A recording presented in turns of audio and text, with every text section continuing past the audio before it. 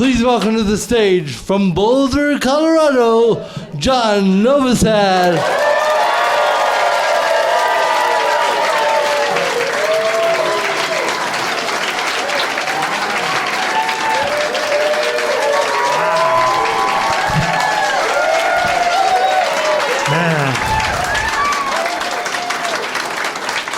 Wow. Thank you so much, you guys. Thank you so very much. I'm so happy to be here. And hey, before I start, let's hear it for everybody you've seen tonight, man. It's amazing. That is amazing. And I'm so happy to be doing shows again, you know, because I took the pandemic seriously. And so before the pandemic, I was out a couple times a month out of state, doing shows around here, and then, you know, 15 months. And the hardest part for me during that 15 months was not being able to get any hair care, you know? So once I became fully vaccinated, I went to Fantastic Sam's. And they were like, this is too big of a job for us. And so then I went to Supercuts, and they're like, we don't know what to do with this guy. So finally, the good people at PetSmart,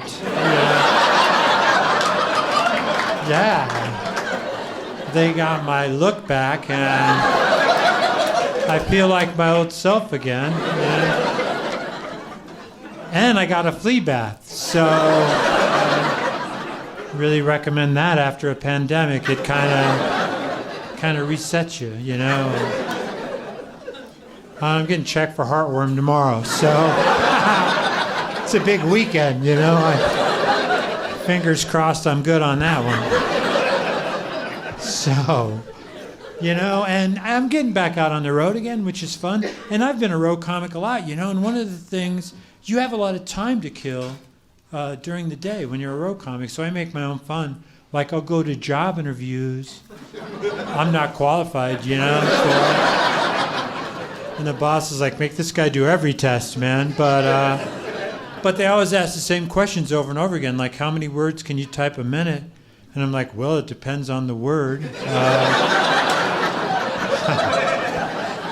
I can type the hell out of A, I'll tell you that. I might be the record holder. I have never counted, but there are a lot of A's there. So,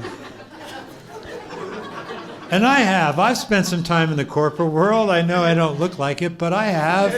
I really have. And here's the number one rule I learned about spending time in the corporate world, and that is always hang out with the smokers, because they take more breaks than anybody else, you know? I was like the biggest secondhand smoker there was, man. Because my boss smoked and she'd go outside, so I'd go and meet with her, you know? And then after a while, I thought, hey, I better quit secondhand smoking. And, you know, it was harder than I thought. I had a patch for secondhand smoking, but I had to have a smoker wear it for me first. And then transfer it over, and I finally got that monkey off my back on secondhand smoke. Let me have a sip of beer here. Yeah, salute. So but you know, I try to make my own fun when I'm on the road. Like, I will run out of a barber shop and go, don't go in there.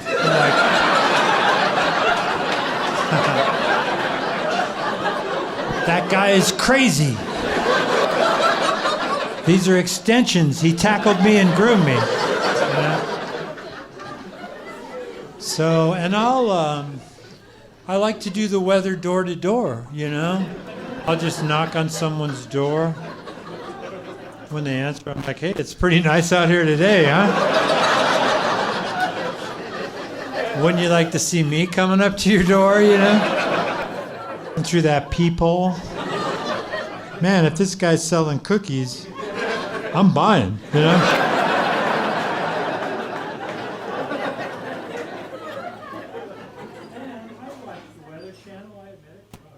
Oh, there we go.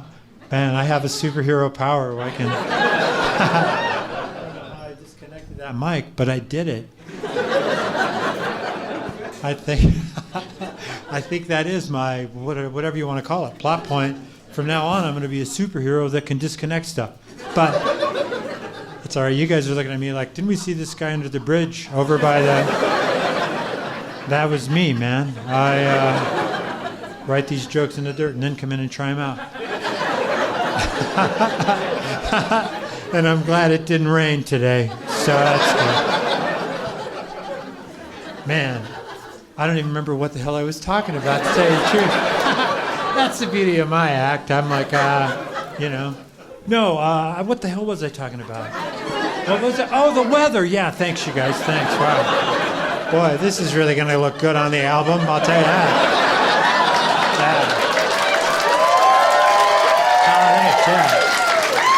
Yeah, I'll call that track, What the Hell Was I Talking About? So, no, the weather, that's right. I don't know how that happened, I swear, but it doesn't matter. I'll figure it out. I'll figure it out in the review. But, no, so I watch the Weather Channel, and I like to drink a little bit, so after a while you forget what you're watching, and then you're like, hey, there's a green blob attack in Idaho. I am not going to buy any more potatoes for a while. On a side note, that joke kicks butt in Boise, that's for sure. It's good to know. All right. Now, what I want to do, because when I was working the road a lot, before the pandemic, I would always do this part of my act called Jokes I Can Only Tell Here. And I would write jokes specifically about whatever the area was that I was in. So I thought, hey, since we're in Colorado, it would be fun to do a version of Jokes I Can Only Tell Here, the Colorado version. And it'll all make sense here in a minute. I'm hoping, No, here's how it works. I'm from Boulder. I don't think that comes as a real shock. When you look at me, I don't think you guys were like, I'll bet this guy's from Brighton, Yeah, thanks. See? That's a joke I can only tell here, because, I did that joke in Grand Rapids, Michigan, and they were like, we don't get it, So then I was like, well, get out your phones and go to Google Maps and get the directions from Boulder to Brighton, and you'll see with the proximity that that's really funny. So I hope if you're listening at home you do that too, because it'll make it better. So that's a joke I could only tell here. That was fun, so that gives me confidence to do more jokes I can only tell here. I went to Boulder High, and that's how a lot of people get there.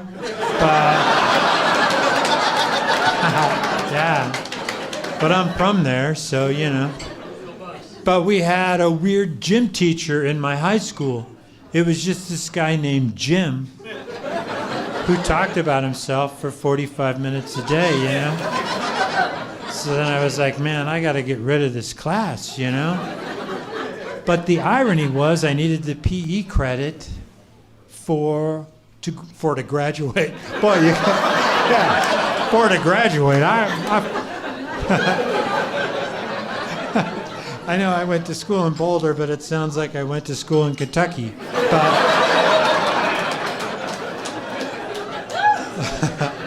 But I needed the credit, so I stayed in the class, And then, as it turned out, my senior class trip was a Grateful Dead concert, so, After that, Jim started making a lot of sense, man. We're still Facebook friends, so that's good. All right, another joke I could only tell here that works. So we'll move forward. Here's what I want to talk about next. They have some weird laws where I'm from in Boulder. They have a sugar tax, you guys, in Boulder, 2 cents per ounce on any drink that has sugar in it, And I get it. Obesity is a real problem, but that seems like a weird place to draw the line, to me. I'm just saying, I enjoy a Coca-Cola every once in a while. I'll have a soda. You might be looking at me thinking, I'll bet this guy's a Mountain Dew guy. Wrong, man. I don't do the dew, But I enjoy a soda every once in a while, and all I'm saying is that extra 2 cents per ounce is not going to stop me. I mean, if I make it all the way to the checkout with a 12-ounce Coke, and they go, hey, it's an extra 24 cents, I'm like, in for a penny, in for a pound, let's go, I've come this far, I'm drinking this damn Coke, So that seems weird. And this is true, too. One night I was sitting around my apartment during the pandemic, one night. I mean, more than one, but that particular night, I decided to Google weird laws in Boulder, Colorado. Well, I had some time. And this is true. These are all really laws in Boulder. You cannot graze your llama on public land in Boulder, I swear that's true. And that bummed me out. I'm not going to lie. I had to have a heart-to-heart talk with my llama. I'm like, I can't afford to feed you anymore. You're not allowed to graze on public land, so you're free to go. Yeah?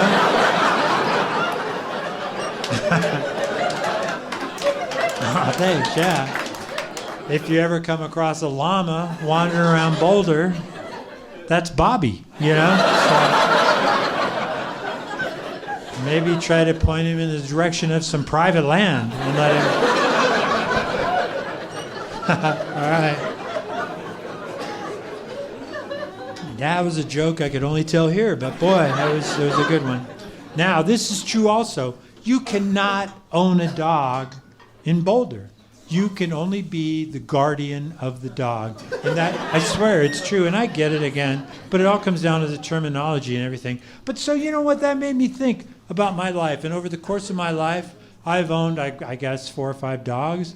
And I just thought back, and I mean, every dog I've ever owned, when they walked up to me and they looked up at me, wagging their tails, I would be willing to bet $100 that not one dog was like, does this guy think he owns me? I mean, technically he's my guardian. I just hope he knows that. Every dog I've ever had is like, what do you want to do, man? I could go outside or ride in the car. You want to play Frisbee? They want me to, they're looking for me for direction. All right? Still, in jokes I can only tell here, so that's good. Now, this is true too, and this is true in Boulder. You cannot put a couch outside or on a porch in Boulder.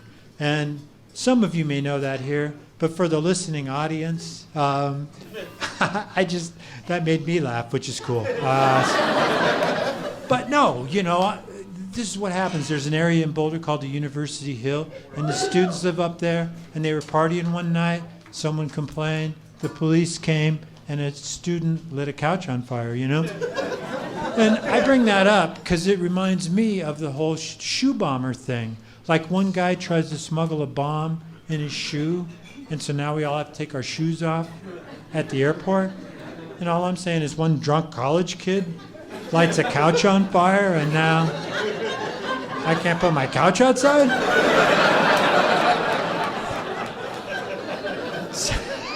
Seems a little extreme to me. I mean, I don't even have a couch, but, it's the whole point of the thing. All right. That was fun. Now, I'm going to tell some jokes you could tell anywhere. But that was fun. Let me have another sip of beer while I figure out. No, what I want to do is talk about the environment a little bit tonight, And I believe in acid rain.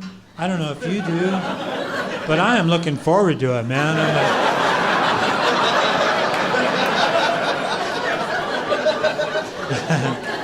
I should have split that last drop 4 ways, man.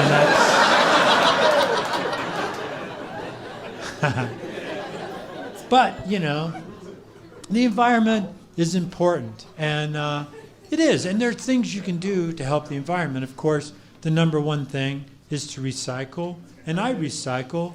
I do, I'm a busy guy, so I do it all at once.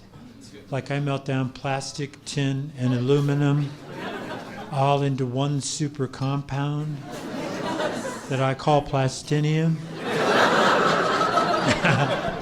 And so far all I've made is a knife out of it, but I'll tell you this, nobody's giving me any trouble on the bus anymore,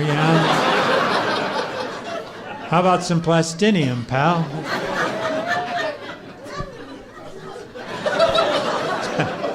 I have found if you ever get in a knife fight, always throw that hand up there over your head, and when they're looking up there, stab them.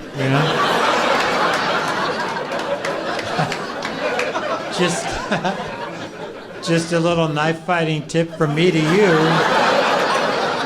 on a Friday night in Denver.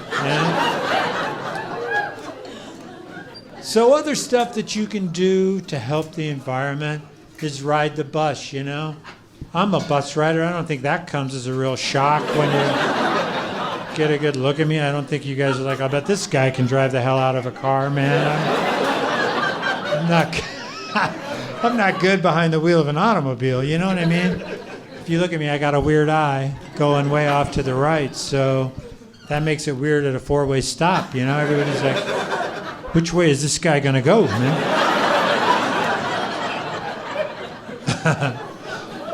But it does come in handy as a pedestrian, I'll be at the crosswalk, waiting to cross, and then I'm like, hey, stay back, everybody. That guy ran a stop sign 2 blocks over. I don't think he's going to stop. And I just thought of another joke I could only tell here, so I'm going to do it. I'll tell you this. This is not the most pedestrian-friendly town I've ever been in, I was crossing 15th Street today at the crosswalk with the light and everything, and I think I'm good to go.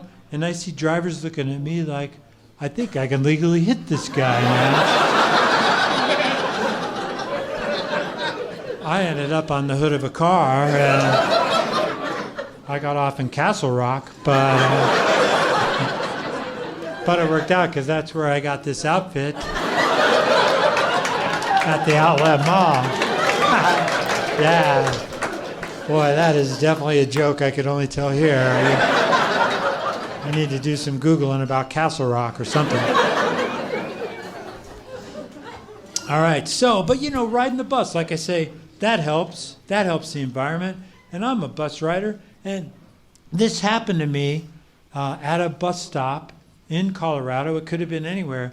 But, say, I like how some of you make up your own jokes. That's cool. You're like, we got it from here. But say like that stool is the bus stop, right? And this happened to me one night. It was 8 o'clock at night. It was dark out. And on a side note, if you ever come up to a bus stop and there's like a third of a beer, don't drink that beer, man.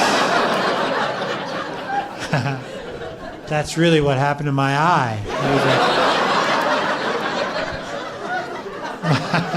My eye's like, I'm out, dude. I don't know what I don't want to be any part of this. But no, this happened to me. It's 8 o'clock at night. It's this time of year. It was dark out. I walk up to the bus stop like you normally would, and I startled this woman who was there. But it wasn't like, I snuck up there. I just walked up there normally. And I startled her. And so she comes up to me and she goes, "Are you all right? Do you have somewhere to go?" And I'm like, "Yeah. That's why I'm at a bus stop. I'm going places." I don't think I can time it much better, Is this your first time at a bus stop? Because I can talk you through this. I'm a bus stop coach. I don't know. I'm getting some cards made. I don't have them yet. But, I get that I startled her. I guess, because I'm a unique-looking individual, however you want to say it. But I choose to look like this, you know what I mean? Like, I get up in the morning, check my reflection in the mirror. I'm like, that is the look I'm going for. Nailed it again, man. Let's go to the bank. I got stuff to do, man. And this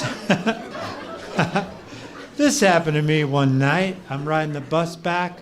I'm a nightclub entertainer, so I'm out late at night. I'm riding a late night bus back. This guy stands up on a rolling bus and asks me for $1. And first of all, if you're asking me for money, I'm going to question your analytical skills. I do not look like a high roller. I look like I'm rolling high, man.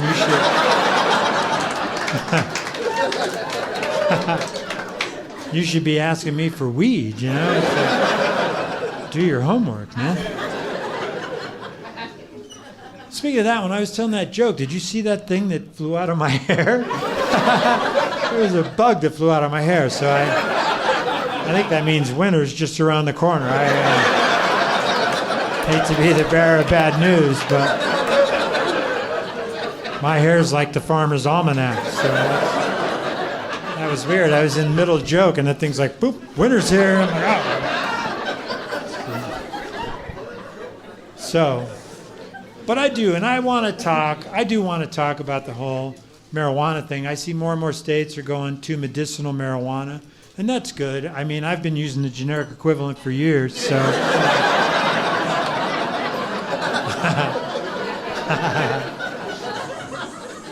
And now that marijuana is legal, I'm not going to lie, it has changed my day-to-day operations, I get up in the morning now, smoke a bowl, and then go to the park and play dog with my Frisbee Frank for a while.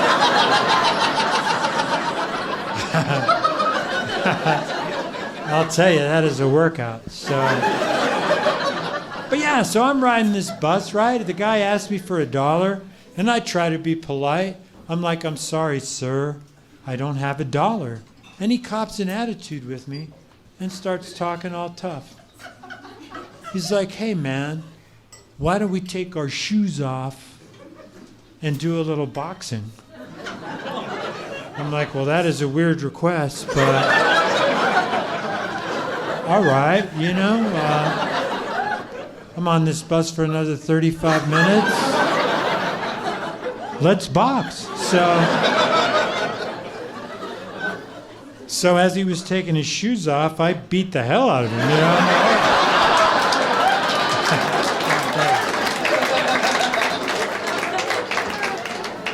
I'm like, you're the one who wanted to fight me over $1, buddy. So, all right, now, here's the other thing about, being a bus rider and when I'm on the road and even when I'm not. I have to walk a lot, That's how I get my exercise. I try to get 10,000 steps a day. That's what the doctors tell you. And so I bought one of those pedometers that you clip on your belt, and then I lost it. So I was bummed, because I don't have a lot of extra pedometer cash laying around the house. So then I was like, well, I'll just keep track of my head, of my steps. And I'm not going to kid you, man. That screwed me up. That is truly what happened in my eye. I was doing some heavy math, and I was like, I'm not carrying the 1 anymore, man. I'm out. So then I just sat down on the sidewalk and tried to recount my steps, And someone walked by, and they thought I was inebriated, and they suggested 12 steps. And I'm like, I know I made it farther than that, man. That's like 40 feet tops if you're taking big steps, Wow, you guys are a math crowd. All right, that's good to know. I've got a math joke or two in my pocket. Let's see. You know, we went back to standard time not that long ago, and they always say you gain an hour, but that's not true, you know? But I came up with a plan where you really do gain an hour, and I call it daylight driving time. And here's how it works. You drive 95 miles an hour in a 65 mile an hour zone for 205 miles. You have picked up an hour, man. That's... yeah. That's the good news. The bad news is you're in Nebraska, but you're an hour ahead. So that's another one where you need to get out Google Maps if you're at home. So, but you know, I go for a lot of walks, like I say, and this happens to me no matter where I go, whether it's a big city or a small town. I'll be out getting my 10,000 steps, and cars will slow down and yell at me, you know? And I don't mean the cars themselves, because I like to have a good time. But when the cars are yelling at me, I'm like, I need to scale it back a little bit, you know?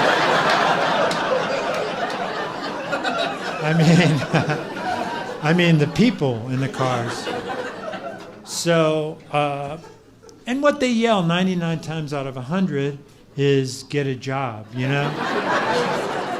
Which is sort of funny, but I thought about it, and it's like, I have a job, you know? I travel across the country doing stand-up comedy. I support, yeah, thank you, yeah.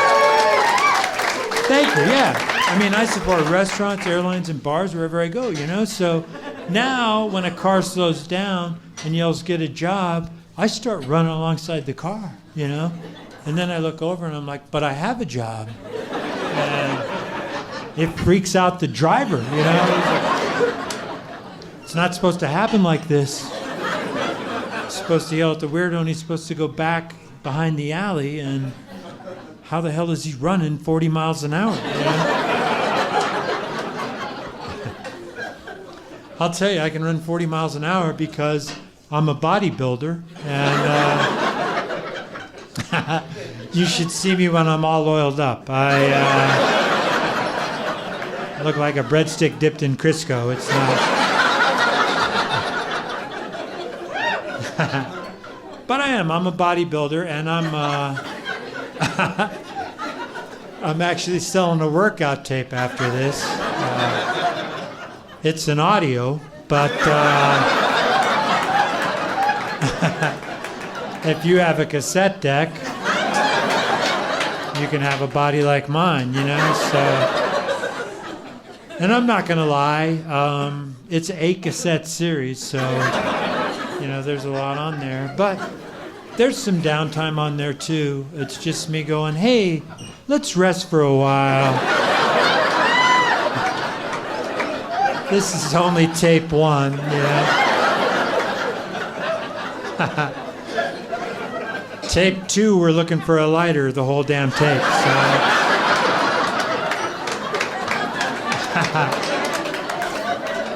That's cardio.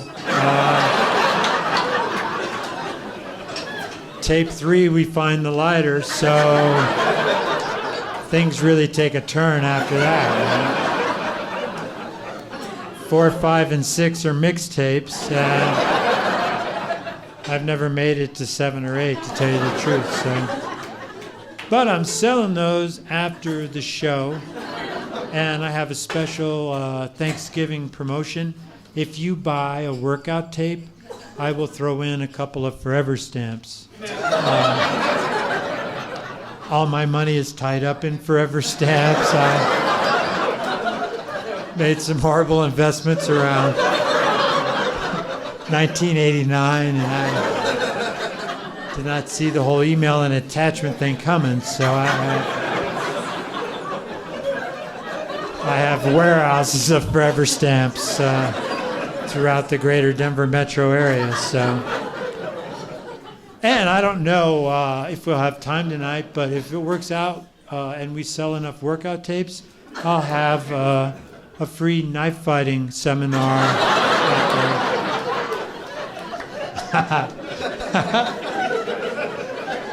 afterwards. All right.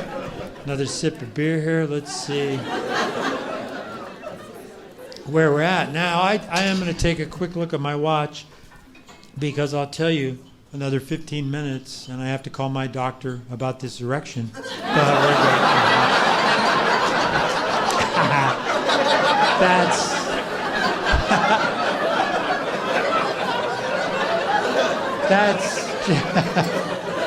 That's just a reason for me to look at my watch, really. I mean, it would be kind of sad if I had an erection. Couldn't really tell, but enough of that. Now, other stuff that you can do, you know, to help the environment, which we were on a while ago, and I'm coming back to talk about, bringing it all back around, you know, is vegetarianism, you know. And I'm a vegetarian. I'm a vegetarian, and I'm not a vegan. I'm lacto-ovo, which makes it sound like I want to be spanked by a large German woman. And I do, but that's not what it means, you know. But I'm a vegetarian, and I don't care, you know what, I mean, I don't care if you eat meat. It's not like I have a bus full of vegetables parked out there, and after this I'm like, come on everybody, let's all get on the bus. We're gonna ride around Denver and eat vegetables, you know. It sounds fun, but I'm not prepared for it, you know, but I would like that, because just think if you got pulled over by a cop and he's like, what are you doing? I'm like, eating vegetables, you know? And I do get pulled over by cops, you know. They see me and they're like, hey, let's follow Einstein, see what he's up to, you know. And I got pulled over for walking by a cop, and I'm thinking, how fast could I possibly be going, you know? Like, you better get that radar gun checked, but he asked me for my ID and took a quick look at it and handed it back to me and said, all I can tell you is I'm looking for a white male. And I'm like, shouldn't you be wearing leather or something? All right. So, but being a vegetarian, you know, that's important. And my friends always try to trip me up to see if I'll eat meat, you know. They come up with these wild scenarios, hypothetical situations like, what if you were trapped in the mountains and you fought your way into a cabin and all that was in the freezer was venison? Would you eat meat? And I'm like, yeah, I'd eat meat, because I'm a vegetarian, not an idiot, you know. I want to live to eat vegetables another day, man.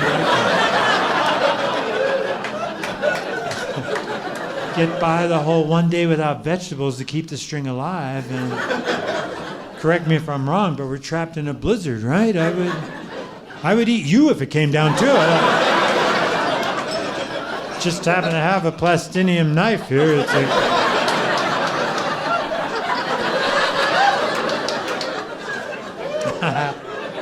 always stab twice in the cabin. That's knife fighting tip number 2. So there you go.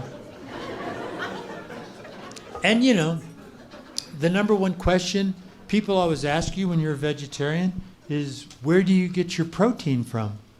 And I think that's a personal question to be asking somebody. That's a personal dietary question, you know?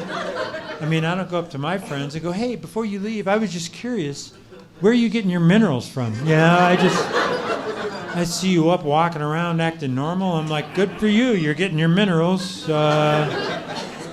Keep up the good work, you know? And I just expect the same thing on the protein thing. If I'm acting normal, just assume I'm good. That's not really where the punchline is, but thanks, man. No, if you ever come across me and I'm down on one knee and I'm breathing hard, by all means, come up to me and go, hey, where are you getting your protein from? You know?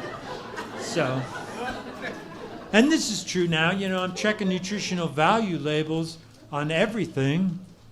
They're even on bottles of water now. You know, a whole lot of zeros on that chart. That's all I'm saying. I mean, if your water has protein in it, chances are you're not drinking water. You know? I'm guessing you're drinking sea monkeys. All right. Man, I really like this crowd because when I wasn't trying to do that, but what I like about you guys, when you like a joke, you really go in big, and then sometimes you're like, you're on your own, pal. I like that. Now, what I want to talk about next, and I don't like to brag, but I do. I live in a one-bedroom apartment, you know?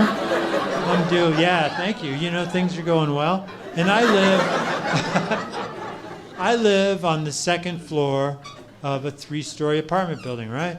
And I've lived there for a number of years. And I come home one night after a show, and I go into my kitchen, which looks surprisingly a lot like this, you know? So I go there, and I hear this dripping sound behind the wall, you know? So I'm like, well, that's weird. And I've been there long enough, and it was early enough that I could text my landlord. And I said, hey, it sounds like there's a leak behind the wall. So he asked me to check all the things you would normally check, you know? The faucets and all that stuff. And so I text him back, and I go, I don't see any leaks anywhere. And he goes, okay, I'll contact the HOA. They'll come up the next day. And I like how you are all looking at me like, wow, this just turned into a weird timeshare thing that we have to sit through to get to Orlando. But we'll get there. Just stick with me, you know? So they send these two guys up the next day, Troy and Moses was the other guy's name, I swear. And so they go over to the wall, and they're like, wow, that is a really nice Comedy Works logo. No, that was a callback to that other joke. No, they come over and they listen, and they go, wow, it sounds like there's a leak behind the wall, you know? I was like, man, I want to work with you guys, you know? Like, I figure out the problem, and then you come over and go, yep, that's what it is, you know? So then I felt like I was in a bad improv exercise.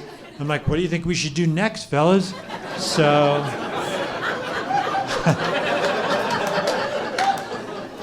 this is where the third story comes in. They go up into the third story apartment, and they're up there for like 15 or 20 minutes, and the dripping sound stops, right? So they come back down, and they say, hey, what you were hearing was there's that thing flying out of my hair again. It's really going to be an early winter now, but no. They said what you were hearing was your upstairs neighbor's bathtub faucet dripping into the tub. And so I played along at first, you know, and I'm like, all right, thanks. And they left. And then I started thinking about it, and I'm like, is my hearing so good that I can hear a faucet dripping into a tub basin? And shouldn't I be hearing all kinds of other stuff going on up there then? And did he tell those people that I heard that? Because then they're freaked out, you know? They're like, that guy's got a weird eye, but he hears like a bat.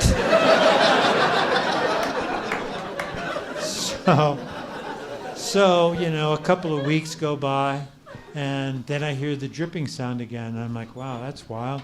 So then right after that, my landlord calls, and he goes, hey, the apartment below you, there's water coming through the wall into his apartment. I go, that's weird. Do you think it had anything to do with that dripping sound I reported a couple of weeks ago? So now what they do is Troy comes up into my apartment, and the guy who owns the condo below me is named George, right? And they're doing all these tests. And people always ask, what happened to Moses? And I'm like, I don't know what happened to Moses. He goes, I'm not going to be in this joke anymore. And so anyway, Troy's upstairs, George is down in the bathroom, and they're running all these tests. He puts on the tub, and he leaks, you know, and they're talking for like, he's running in the tub for like 5 minutes. No leaks. Then he puts on the shower, you know. So I go, hey, Troy, you know, I'm no plumber, but I would be willing to bet $100 if the tub's not leaking, the shower's going to be good too, you know. So So I won $100 from Troy that day.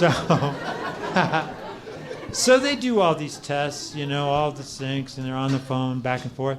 They can't find a leak anywhere, right? So now George comes up, and it's George and Troy and me all in my bathroom. Wow, all right. Well, you make up your own jokes, and then I'll tell you mine. But so George looks over at me, looks at me, and he says, "Hey, John, do you take a lot of baths?" And I'm like, "Where are you going with this, George? 'Cause that seems weird." But his point was that I was taking baths and filling it up so much in the tub that it was overflowing in the overflow valve, And the reason that I tell this big, long story is this, you guys, because I know you're all like, what the heck? But here's the point of the whole thing. When I walked out here on stage, I'm sure you guys, made a judgment about me. And I get that. I mean, I make judgments all the time about people, And I get that. But what I'm saying is I would be willing to bet that $100 that I won from Troy that not one person in this audience tonight, when I walked out on this stage, said to themselves, "I'll bet that guy takes a lot of baths." Thanks. Yeah. Thanks. Like I come home after a hard day, I'm like, man, what a day. Boom, bath bomb in the tub. Yeah. I'm going to fill it to the rim. It was me, George. How about that? It's crazy, man. All right. Now, I'm going to tell this next one. What the heck? You guys are too kind. But this is a walking story. I should have done it 20 minutes ago. But I was in Virginia Beach, Virginia, working a club there. Yeah. And a very nice comedy club there. I'm working there. And they have this big road called Independence Boulevard, And it's a big road, man. 2 lanes, a median, 2 more lanes. It's broad daylight. It's in the middle of the day. And I'm going to cross Independence Boulevard. And I know how it works. You know what I mean? Like you push the button and the little walk guy comes on. So I'm waiting, I mean, I'm from Boulder, but I'm not like, I'm going to see what happens. I'll just step out here. My chakras are aligned, I waited. And so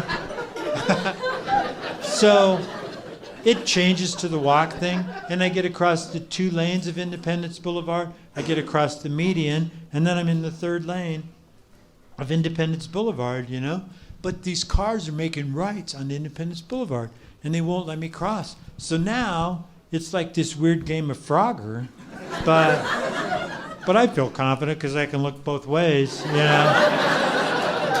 when I cross. So I'm like, oh, wow, maybe not. But anyway, then it gets serious. It starts counting down in the orange numbers, like 5, 4, 3. So I throw my arms up in disgust, and the car stops, and I cross the last lane of Independence Boulevard, and I'm on the sidewalk. And so then this car makes the turn, and there's a Walmart trucker with a big rig, and he makes the turn. And as he's making the turn, I see the window going down on the passenger side of his cab, and I'm like, he's going to yell at me. And he did, And he yells, "It said don't walk, you idiot." So I started running alongside the truck, And I said, "It did say walk." And then he was throwing Oreo cookies at me. And I was catching them and eating them like a circus performer. And I said, "All I'm doing is carbo loading. I'll run your butt all the way to the coast, So now I gotta put the mic in here before we do this next part, because I have that bag. I know you guys probably just thought that bag was like, hey, he took that from under his bridge, but there's a reason for this. So, but I still have a few minutes, but let's have a nice round of applause for the Comedy Works for having us here.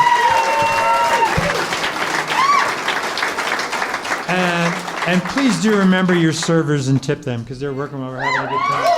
Yeah. And man, you guys, so much fun. Thank you again. And like I say, I've got some more time here, so let me have another sip of beer. Now, I'm going to tie, and this is funny because this album I'm doing is audio, so it seems appropriate to do some prop jokes right away. I'll kind of explain it along as I go for the home audience. So hold on.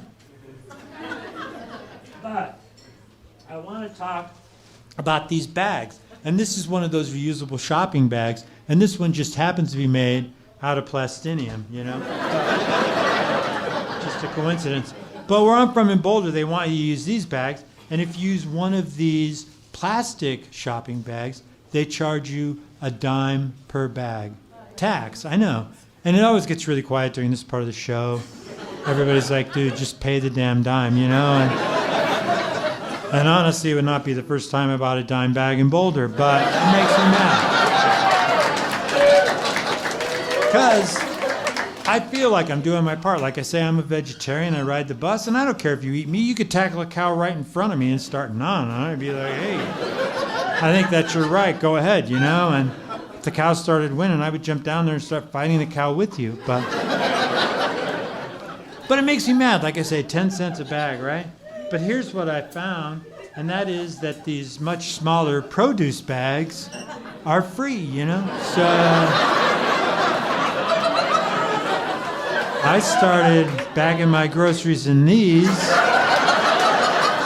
then I'm like, hey, I'm gonna need some help to the bus stop, because I have 83 of these. You could send a bag boy, and that didn't sound right, so then I was like, bag person, and that sounded even weirder. So I was like, if you could just send your lowest paid employee, that would be great. So here's the other thing though, you know, like I go through the self-checkout and it prompts you and it says, how many bags would you like to purchase? So one day I was feeling my oats and I'm like, hey, I hit 200 and hit send, you know? So the manager comes out and he goes, sir, you didn't mean to purchase 200 bags, did you? And I threw down to 20 and I said, I sure did, man. And I made him count out 200 of these plastic bags. And then I was like, Oprah, you get a bag, you get a bag. So, oh, thanks, man. So the manager comes out and he goes, sir, you have to stop. You can't do that. And I said, you can't stop me. I bought these bags. This is America. I'm doing it. And it turns out they could stop me. There was a lawsuit and I'm no longer allowed to shop for groceries in Boulder. So now, you know, a lot of comics sell T-shirts or CDs after the show. I'm selling this book, and I didn't write it, but I'm selling it. So I just have the one. So see me in a hurry if you're interested. And I'm also selling this. It's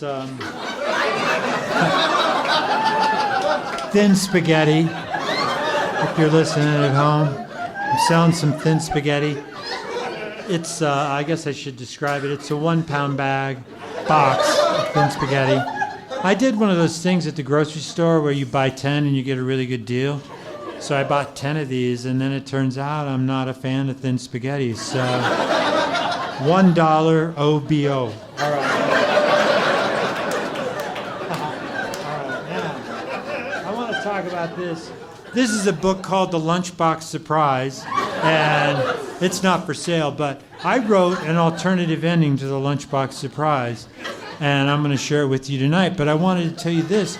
I did this joke forever in the 90s, and then the illustrator and the author of The Lunchbox Surprise contacted me and said, hey, here's another surprise. We don't like you doing this, but... So now I'm going to go ahead, and this is how it starts, I swear. It's time for lunch, it's time to eat. The teacher says, now take your seat. All right, that starts off nicely, you know. My lunch is best, say Jan and Pam. I'm going to call BS right off the bat on Jan and Pam. I haven't seen anybody's lunch. I don't know how many kids are in the class. It's like, calm down, Jan and Pam. Let's see how this thing plays out, you know? I'm going to skip ahead because it does read a little long. Jan has peanut butter, bread, and jam. All right, that sounds pretty good, you know? Okay. Dan has soup. Or no, I'm sorry, Pam has soup. Dan has ham. I'm giving it to Dan, man. I mean, he's packing the animal protein. Max has chicken, rice, and peas. I'm guessing Max is Mediterranean. I don't know. Just saying. I'm just saying, I hope he has his paperwork in order.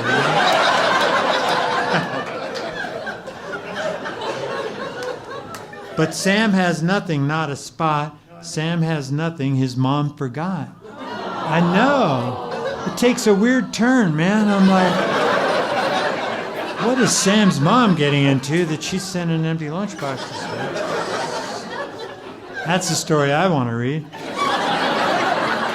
Sam is surprised, Sam is sad, Sam is hungry, Sam is mad. I don't blame him, might be mad too, you know? Now here's the part I wrote.